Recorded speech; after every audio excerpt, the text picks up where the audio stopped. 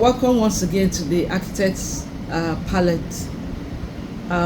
It's interesting to know that I'm here with the great, the great architect Theophilus. I don't know if you like to call you, because I have a dear cousin whose name is Theophilus. That's fine.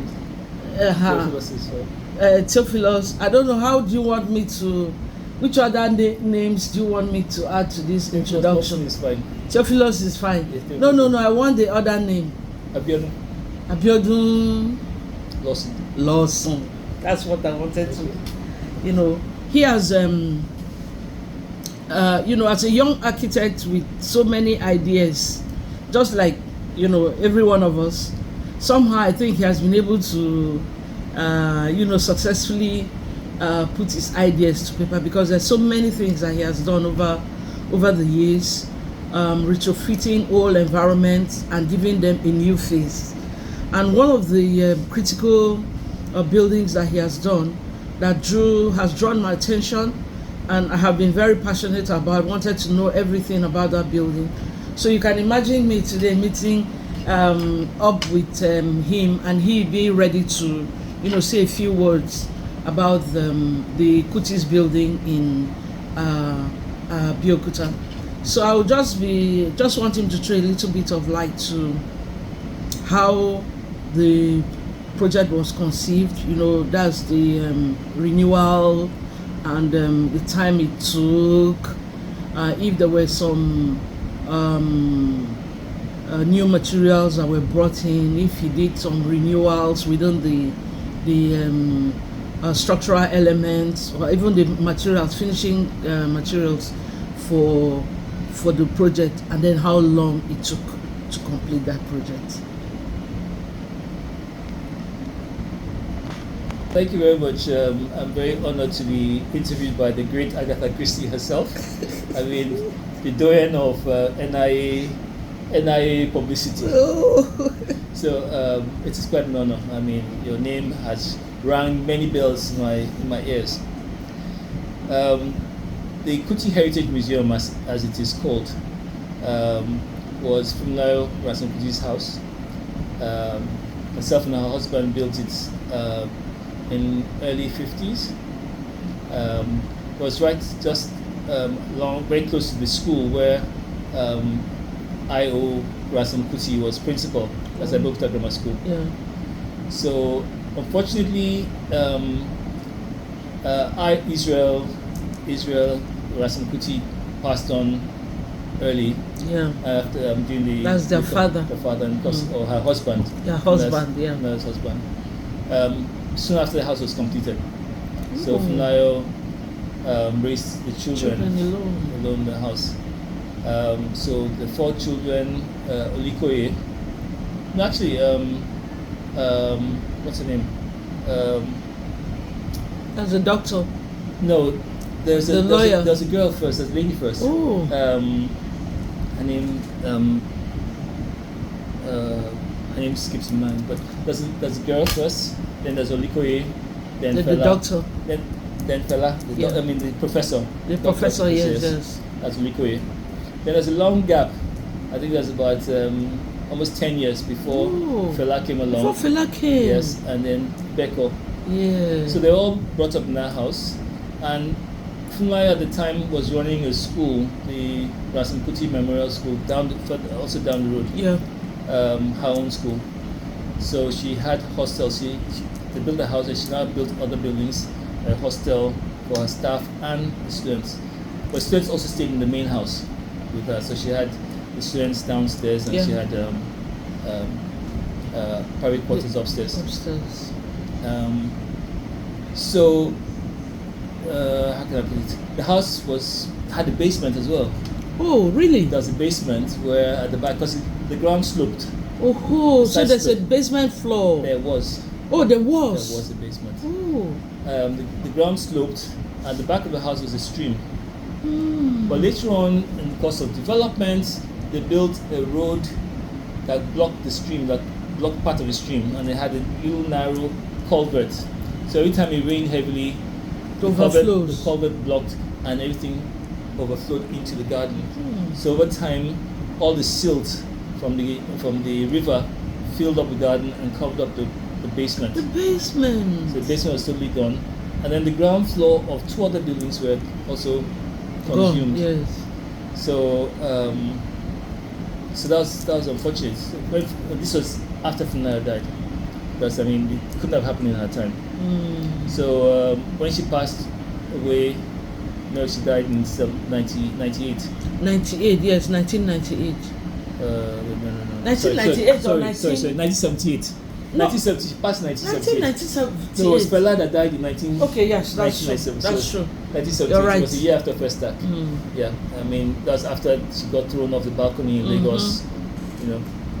So, so the house now became property of what's her name? The family? No, the daughter. She was the one that was Okay, the first child. The first child. Oh, the name just They just slip my mind. Okay, so we'll just get on with it. okay, so she became the custodian of the house, and she was a bit of a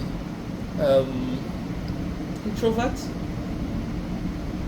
Well, she was quite erratic. Not erratic in the sense that she had apparently she used to walk barefoot. Oh yeah, But really? she was a nurse. She was eccentric. She was slightly eccentric, but not mad. There was she was very strict. Just had her own style. I think that's a Kuti thing. Everybody had their own personality, strong personality traits. I think she had worked in Louth for some time, and when she went to Abeokuta, she became reclusive, and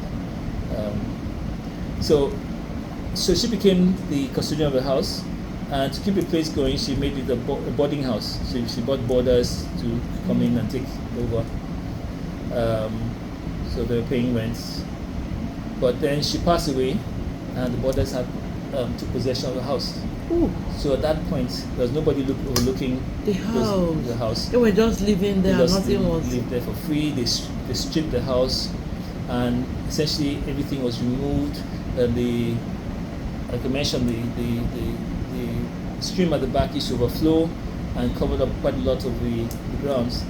And then because of the abandonment from the family, it became a refuse dump. So everybody in the area is coming to the compound to throw their refuse there. And also the refuse coming in from the river overflowing just so I settled in the house there. So it was quite a mess. I'd been a mess for many years after she passed. So I was invited to the house to go see the house and went to see other properties that belong to Funlayo. So who invited you to the house? This was one of her grandchildren, Oh. Beko's daughter, Nike. Okay. Nike is a lawyer, and she's like a custodian of the estate. The estate. That is Funlayo's estate. So she invited me to look at the property. This was in, I think, 2003, 2004.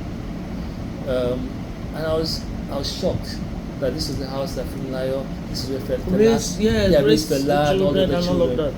And I was surprised at the state. And someone had built some container structure against the pillar of the building that's almost like pulling it down. So I had warned her that urgent action had to be taken. At the time we thought maybe as a commercial entity, maybe it could be converted into a hotel, a boutique hotel at the time. But time passed. So between that time and eventually we submitted design to, first of all, I think it was Governor Benga Daniel. Okay. Who was sympathetic to the idea, but I think he didn't make any move. He didn't make any move until he left office. And then he went to Governor Amusu, who also looked at the plan for many years. But 6 months, no, let's say a year before he left office, now suddenly, because the journalists had done a story on the building, the TV, exposing all the abandonment and all of that. Look at the structure, and said it was a shame for the government to have abandoned the building, so let the building run down like this.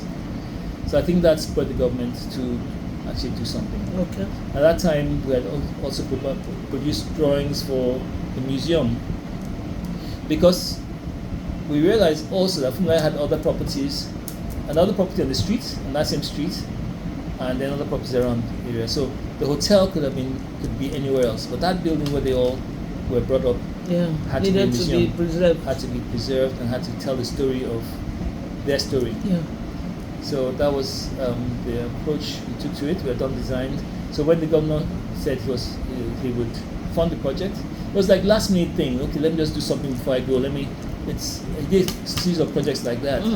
Did some for Ainla Maura, very small budget. The government at the time put in 40 million naira, and that covered everything. It didn't. The rest was funded by family and then some donations. But it was commissioned in grand style. The public and our government, the politicians and all of that. You're looking for senatorship. Yeah, I get it. Anyway, he spurred the project. He got the project off the ground, and it took because there's an urgency to get it done before he left office. Yeah. So I think we had a period of about 9 months to complete and also curate. So I had not just rehabilitate the building, which meant a lot of clearing of the compound, all the refuse from the compound, creating a retaining wall to stop water from further flowing over. Yes, we did quite a lot of earthworks to preserve the integrity of the building, and then. We had to also reinforce the structure because there's some cracks had been developed. So on the main building, and because I said the basement had been submerged. Yeah. So all that earth was in the basement, and it was with the pressure of the it was expanding, affecting the building. Yes. Yeah. So we strapped the building. We had some steel columns and beams to strap the back of the building. And then hold it together. To stop from. So there's a ground beam there right now. There's ground beam, and then there's some steel uprights. Okay. That's brace the building together to hold it.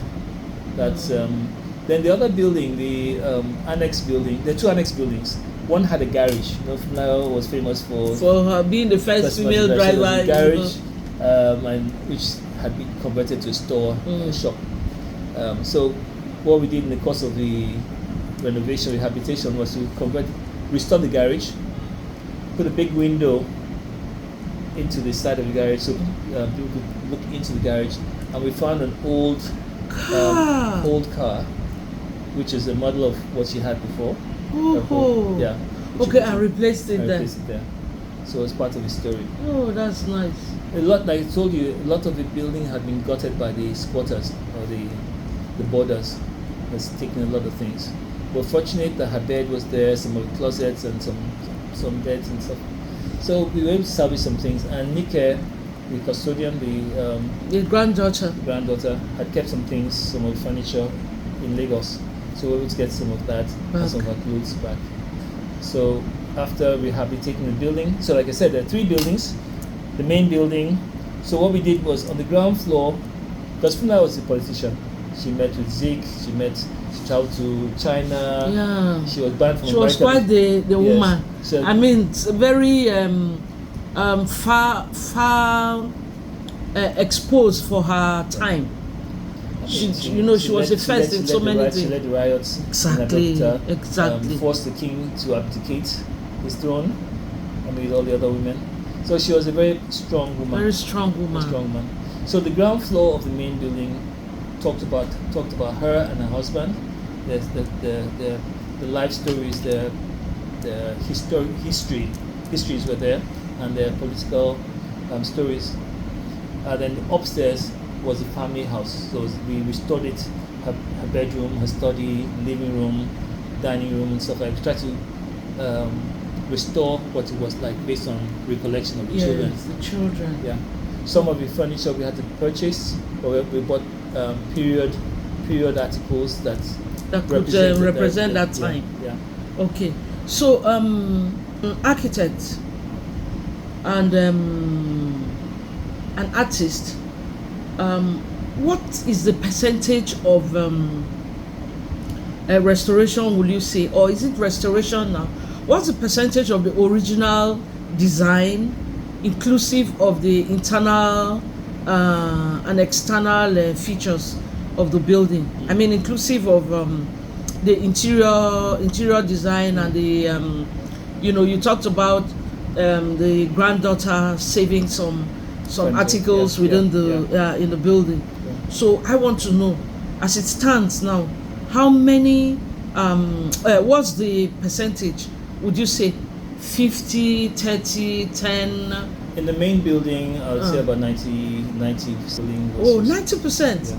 That's a lot. Even the roofing sheets, we only replaced those ones that were leaking, damaged. We kept all the old zinc.